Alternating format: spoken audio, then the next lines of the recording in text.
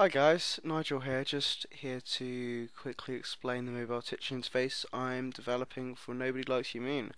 I say developing, we're no longer using it. This one works absolutely fine, but what we found is the swipeability in it is just not suiting our game. We're using buttons instead, so we're going to use something more along those lines. But anyways, yeah, this is for you guys if you want to learn about it, or if you want to use it, if you just want to steal it, or if you want to see what I'm doing, and here you go. Okay, yeah, this is a player controls class. It's attached to the player, no one else, because no one else is going to be touching the screen unless they're trying to ruin your game.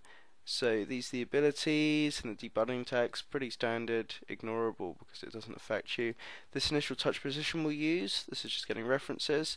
Now the update function is called every game loop, not every fixed update, so it's just every iteration of the game. Not sure if you heard that. Anyway, yeah, update function. What we have here is this is called whenever, well, this here is called whenever you have your finger on the screen. So all we're doing here is creating a reference to touches. So we can have touch phase, you can have touch position. It's just a reference to touches on the screen.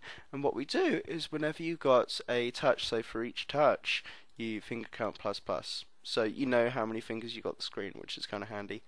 Anyway, yeah, what we're doing is whenever you begin a touch, whenever you've got the phase has begun, you've just put your finger on, you get the original touch position.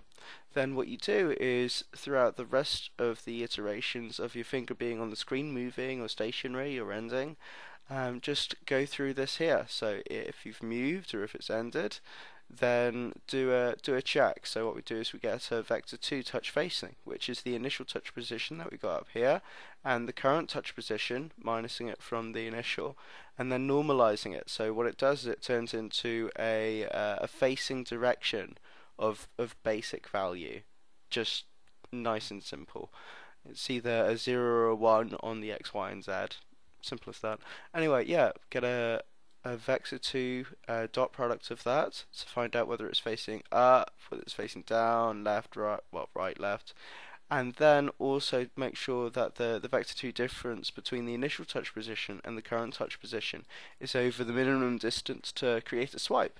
And then all we do is we pass that data to the ability function, which is just a switch case, and say whether it's swiped down or swiped up, anything like that, and then job done. Simple as that. If you want to steal this code, go for it. If you don't want to, then I don't know why you watch this, but hope you didn't get too bored. Okay, thank you, bye.